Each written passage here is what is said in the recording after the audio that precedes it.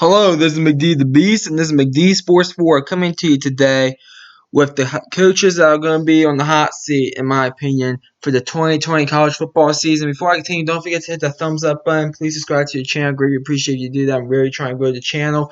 College football predictions start next Monday. I'm only going to be doing one video at a time, and then eventually I'm going to transition to two videos at a time every day. Daily videos. So stay tuned for that. But today, we're going to be talking about coaches that are on the hot seat for college football. I already did the NFL ones. Go check that one out.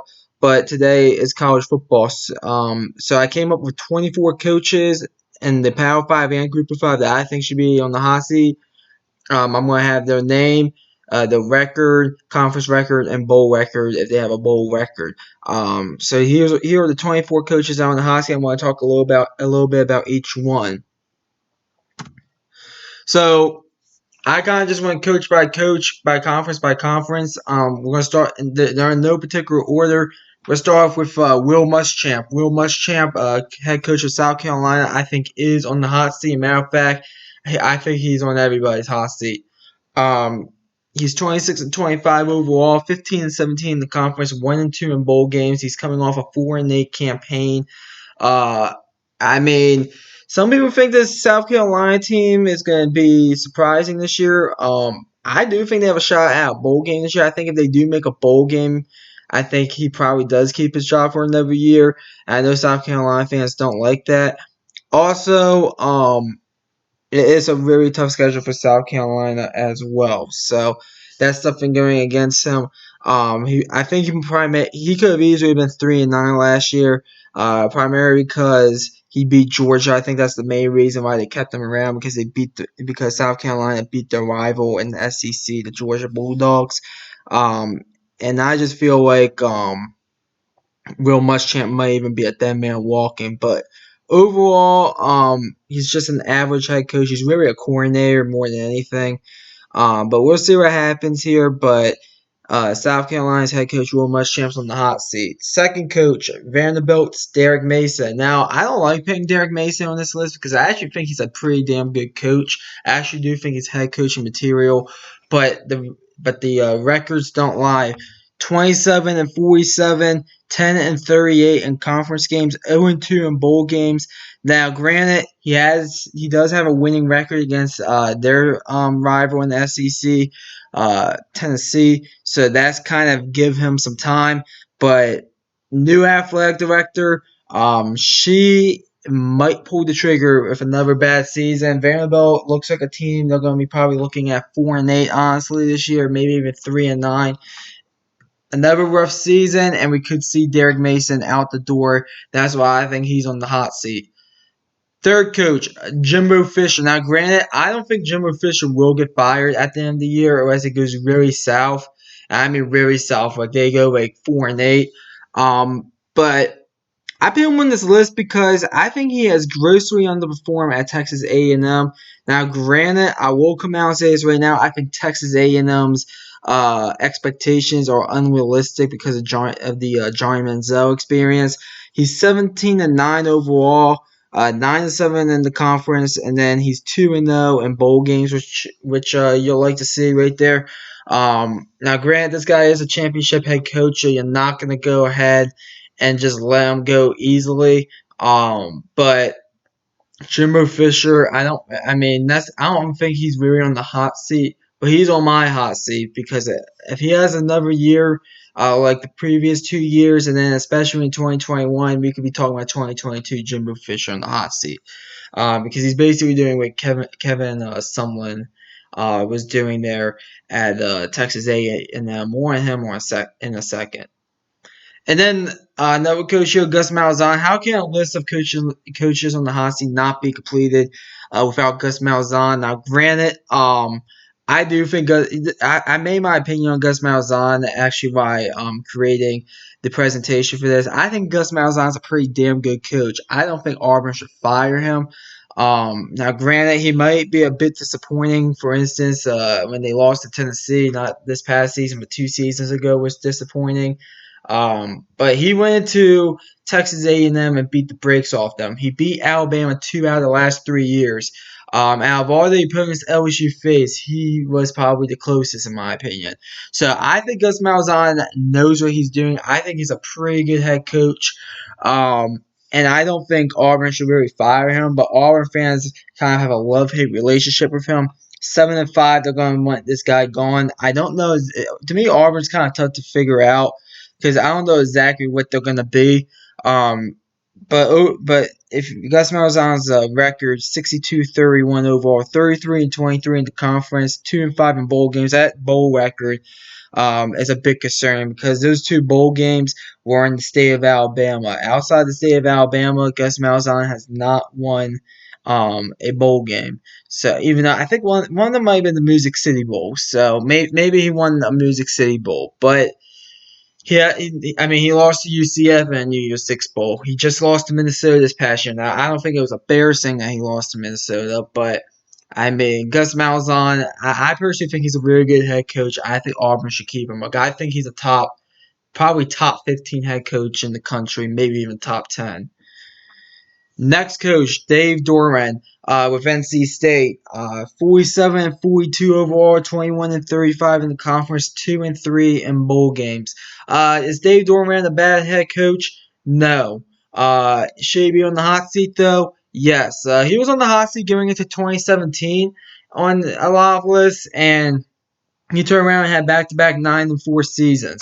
Then he turns around and has a 4-8 season. I am not high on NC State going into this year. I'm just going to come out and say right now, I am not high on them at all. And I think if with another bad season, I think he will be out the door. I do think he should be on the hot seat. And I haven't really been seeing him on these lists for coaches on the hot seat, really. But I really think he should be on the hot seat. I think this is one that people should really be keeping an eye on, Dave Doran and NC State. And I do think if you give him a job at like a Group of 5 level, he could really succeed there. But Power 5 head coach, maybe at like a bad program, but not so much at a school like NC State, which I consider them to be like the 7th best football school in that conference, the ACC. So right now, so they need to be a bit better than just around 500. So, and that conference record is not that good, 21-35. So, Dave Doran definitely on the hot seat for me. Okay, Dino Babers at Syracuse. Now, granted, I don't think Syracuse should fire Dino Babers because I actually think he's a decent head coach. They just had such a bad year last year. It's been kind of inconsistent there that I had him on. He's 23-26 overall as a head coach, 12-20 in the ACC. One bowl game appearance. He did win that bowl game. I believe it was against West Virginia, I want to say, in the Russell Athletic Bowl, if I'm not mistaken. To me, he's a decent head coach. I think he knows what he's doing. That offensive line was terrible last year. I don't know if they fired the offensive line head coach, not their head coach, the offensive line coach. I don't know if Syracuse, if he decided to make that move, but it wouldn't surprise me if he did. I do think they're going to bounce back. Syracuse, I'll come out and say right now, I do think they're going to be probably in the bowl game this year. So we'll see what happens, but I don't think he should really be on the hot seat, but if it's another 4-8 season, they might keep him around, and then 2021 might be the drop dead year. But I do think Dino Babers is a good head coach. I think plenty of programs will go ahead and try to hire him if he's on the open market. Next coach, Manny Diaz. Now, I don't like usually paying a coach on here until at least going to year 3, but Miami grossly underperformed last year. And if they grossly underperform again, I'm going to be honest with you, those boosters at Miami are very impatient. I'm not trash Miami by saying that. I'm just telling you the truth. They're just very impatient. The fans, they expect championships every year. That's the expectation at Miami. And if another, let's say, 7-6 year, he could be out the door. Miami, they're not as patient as some other programs. Just ask Mark Rick that one. But 6-7 overall as a head coach, 4-4 in the conference, 0-1 in a bowl game. That bowl loss was to Louisiana Tech, by the way, a group of 5 school in the Conference USA. So that was definitely not a good look, especially getting shut out by them 14-0. Probably one of the worst football games I've watched in a long time. And I just feel like, I just feel like if it's another, let's say, subpar season, they might just kick him out the door because, as I said, Miami's boosters aren't going to put up with that, and they expect championships every year. Just ask Florida State what they did mid season, this past season, with Willie Taggart. Just ask what the FSU fans did. Next coach, Texas, Todd Herman. Todd Herman, in my opinion, should be on the hot seat. He fired both coordinators. Whenever a coach does that, that means they're going to be fired within the next 2 years, or they're going to be very successful within the next 2 years. He's 25-15 overall, 17-10 in conference, 3-0 in bowl games. That's pretty good. So he is preparing. He does prepare well for bowl games if you give him time.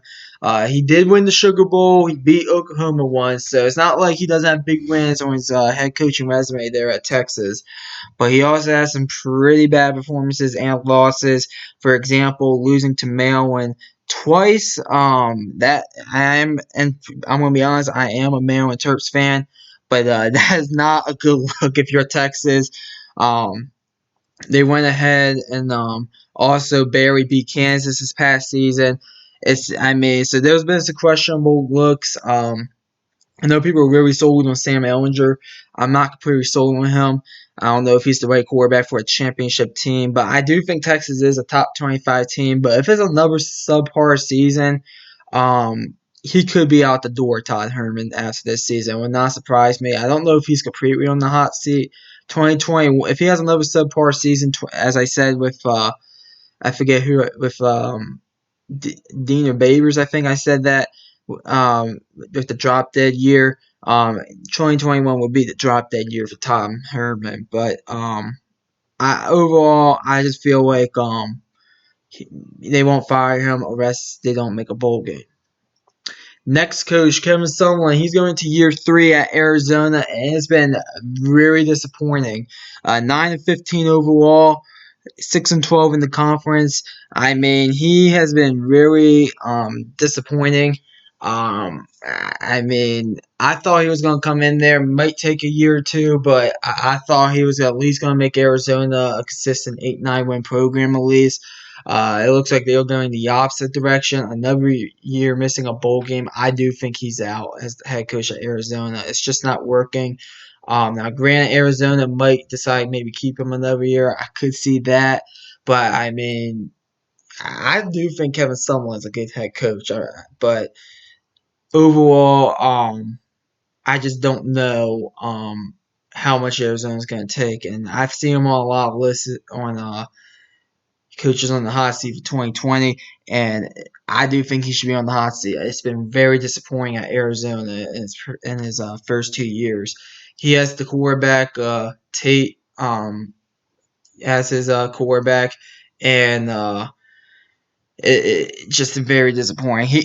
I think he could easily be making bowl games with Arizona.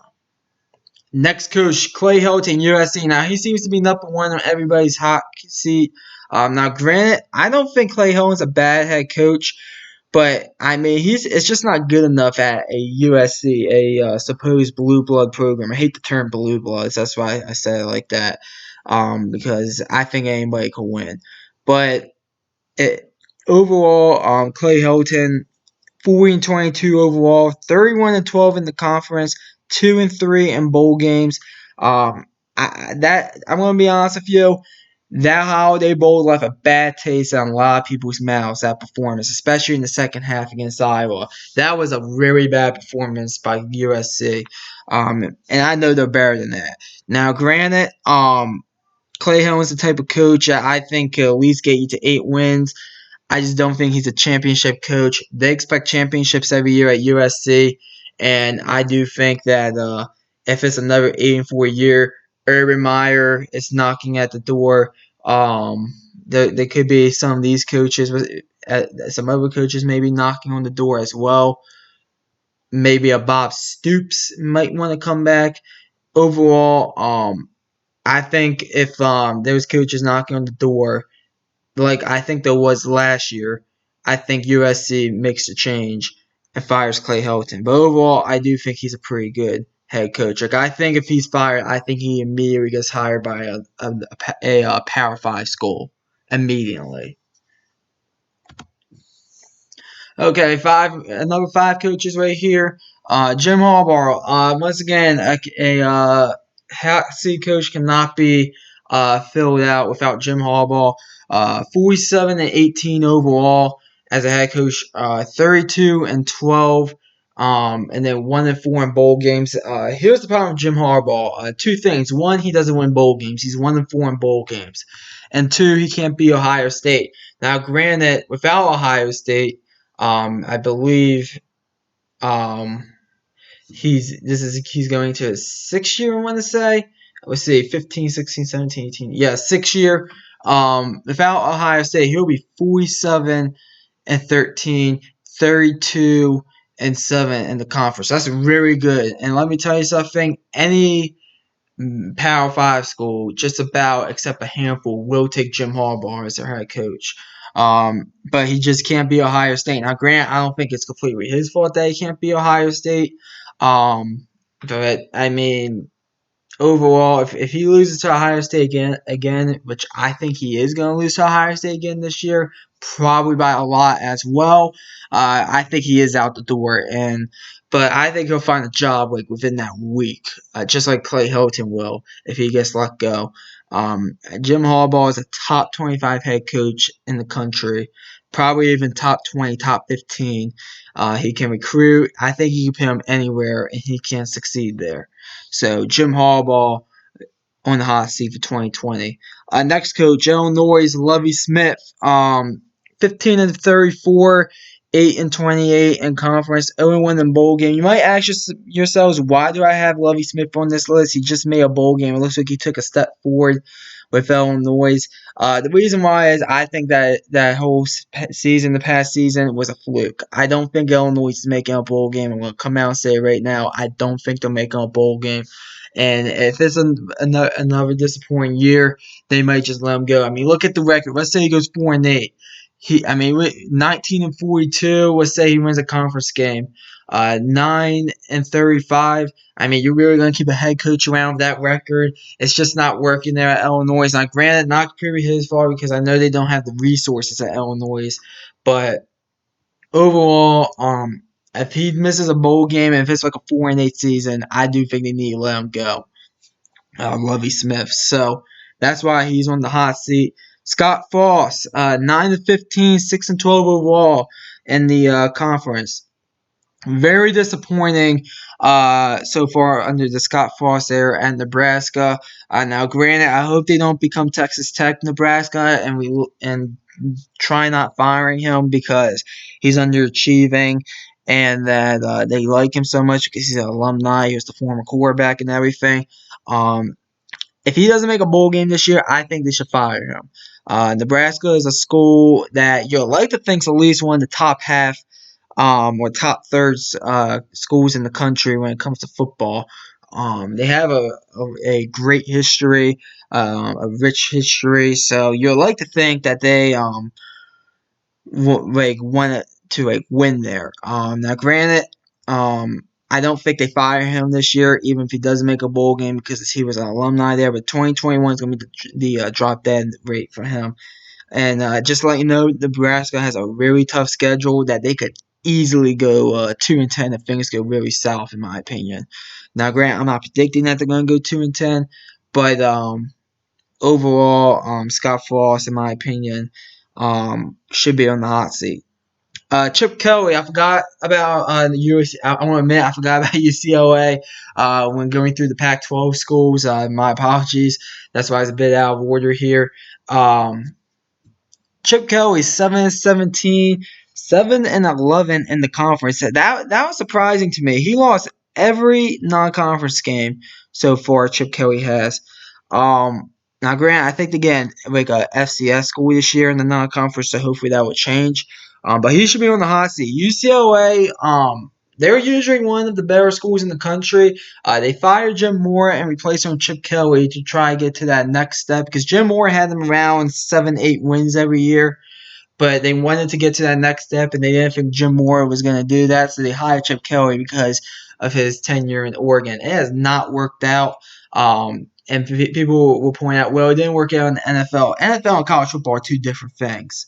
They're two like different levels or whatever. So, I mean, just because someone is successful at college football doesn't mean they're going to be successful in the NFL. So, the UCLA was booking on that, and it hasn't really worked out. Now, granted, all 7 of his wins are conference wins, so he has been able to do well, or at least okay, in Pac-12. But our conference just god awful. If they have another disappointing year, I do think he might be out of a job. And the thing is, I do think there's a sucker out there that will go and hire him. It might be a group of 5 school, it might be a low power 5 school, but I do think there's a sucker out there that will go try hire him. And remember when Florida, Florida. I want to say Arizona was one. Tennessee was one that wanted to go after Chip Kelly. I guarantee you those schools are happy they are not going after Chip Kelly. They didn't get him. Instead, UCLA got him. Next coach, UConn's Randy Edsall. My boy Randy Edsall, yeah, just an absolute disgrace of a head coach. Former Maryland coach, he fired him 6 games in because he was god awful. And he went back to UConn where he had some success in his first stint. Hasn't really worked out. They're independent now, UConn. So that should be interesting to see how that happens.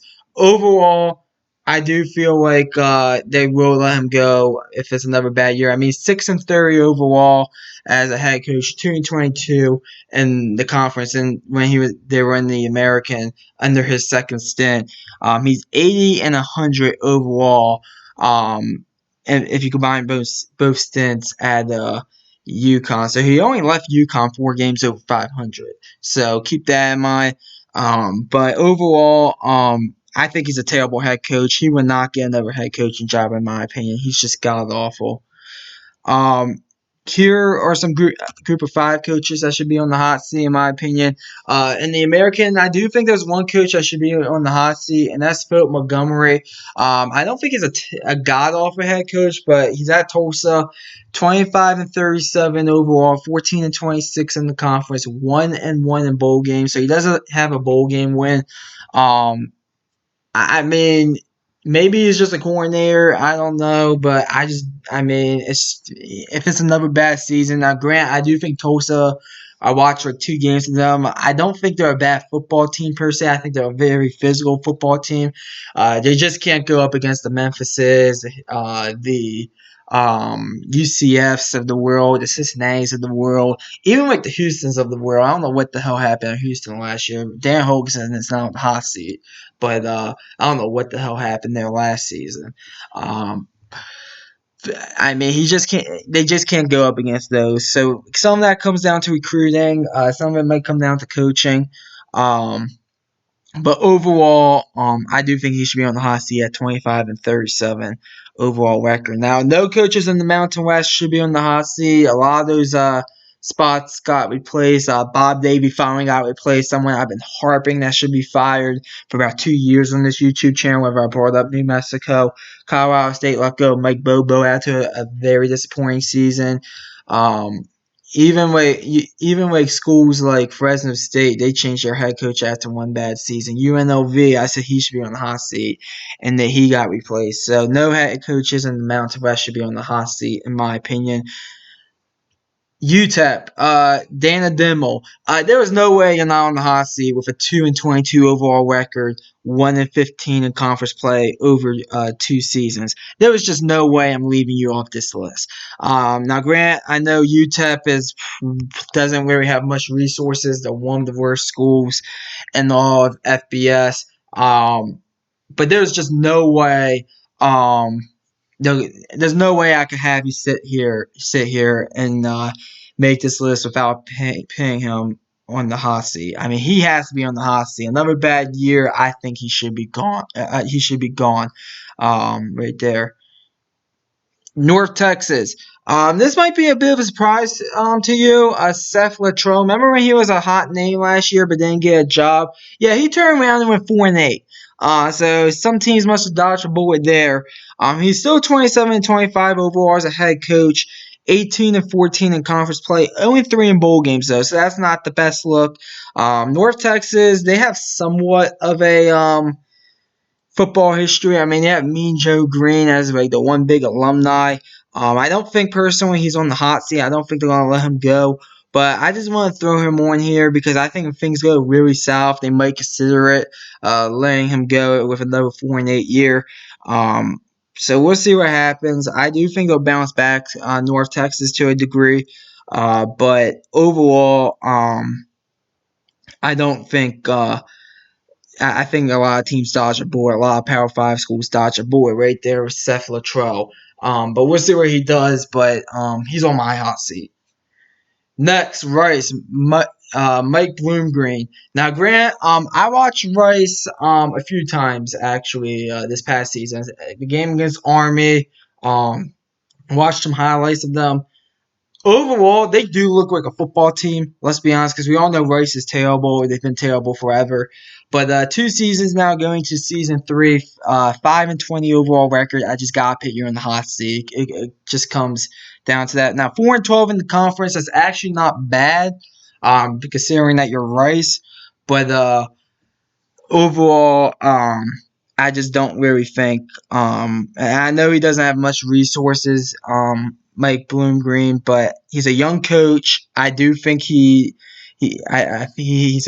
like a very passionate person. I actually liked a lot of things I saw in that Army game, believe it or not, because I thought that was gonna be a blowout. But I kept doing because it was so close. I think Army did come away with the win there, but I mean, give Rice credit. I saw some of the box scores this year. You guys are in some of these games, so maybe they keep him around. But with that 5-20 record, I just gotta put you on the list. Next, Doug Martin, New Mexico State. Outside one good year, Doug Martin has been god awful in New Mexico State. 22-63 overall record. In the conference, back when they were in the Sun Belt, I want to say New Mexico State, he was 10-24 in the conference before they decided to go independent. 1-0 in bowl games. Yeah, he did make a bowl game, believe it or not. But outside of that, it's been god awful. He used to coach at Kent State. It was god awful there as well. But not god awful. It just wasn't really good at Kent State. Overall, I just really don't think that he knows what he's doing. I think another bad season, they should seriously consider letting him go. I mean, 22-63. Any Power 5 program, he will be out. Most Group of 5 programs, he will be out as well. So Doug Martin should be on the hot seat. And then the last 4 coaches right here, Kalani Sitake. I hope I'm saying that correctly. BYU head coach. He might not be so much on the hot seat because he has had a few big wins against USC and Tennessee this past season. But I mean, it just feels a bit underwhelming at BYU. I don't know they expect championships every year in that fan base necessarily, but they do expect, I think, like 10-win seasons every year, or at least like 8 or 9-win seasons. And he just hasn't really been able to produce that really. 27-25 overall as a head coach, 2-1 in bowl games. I mean, another subpar year. It would not surprise me if they let him go. It really wouldn't. Maybe another 2 years of subpar years. Maybe then 2022 is a drop dead year for him. But I mean, it just feels a bit underwhelming at BYU. I mean, I watched that whole Utah game, and they just seemed a bit underwhelming. I watched the Tennessee game as well. That game, they probably should have honestly lost that game. The USC game, I thought they played well in. I watched that one, but I mean, they just seem underwhelming at times. So we'll see what happens. But Kalani Sitake, I do think should be on the hot seat. At least he's on my hot seat. 2 coaches here in the Sun Belt. Matt VIATOR. Now, granted, Matt VIATOR, his biggest problem is that he has not made a bowl game yet. I know UL Monroe isn't really I know some bowl schools you can't really judge off making bowl games as much because of the really tough non-conference schedules because of their classification. But 19 and 29 overall as a head coach. 15 and 17 in the conference. He probably should have won that Florida State game. If he won that, I don't think he would be on this list, honestly. But I mean, he hasn't made a bowl game yet. It's been a few seasons now. He's going into what year 4, in year 5 under him. I mean, I just don't know what to think here. He should be on the hot seat in my opinion. He is on my hot seat. South Alabama, Steve Campbell, 5 and 19 overall, 3 and 13 in the conference going to year 3. Not good record. You got to put him on the hot seat in my opinion. I do think South Alabama is one of the worst schools in the country. Granted, I know resources might not be as good at this school, but 5 and 19, 3 and 13 in the conference, just not good enough. So I got him on the hot seat just because of that. And then the last coach, I only picked one coach on the MAC in here because the MAC is one of those conferences where like 6-6 is considered a good season because of the very tough non-conference schedules. Tom Oth of Akron, 0-12. If you go 0-12 in a season, I don't care if it's year 1 or year 10, you're on the hot seat automatically. He went 0-12 in his first year, 0-8 overall. Now, I don't know the resources this school has. They've been awful forever, to be honest with you, Akron. But overall, I got to put him on the hot seat. 0-12 overall. I just got to put you on the hot seat. So those are the 24 coaches that I think should be on the hot seat going into 2020. Thanks for watching. Hit the thumbs up button. Please subscribe to the channel. Greatly appreciate if you do that. Remember, we do have college football predictions coming out next week. I'm going to be doing 2 videos. I'm going to be doing all the over-unders of wins for college football and the NFL. Those are going to be out this week. Stay tuned for those. I'm also going to be doing a channel update video as well and any breaking news as well through this weekend. So thanks for watching. Hit the thumbs up button. Please subscribe. McD the Beast signing off.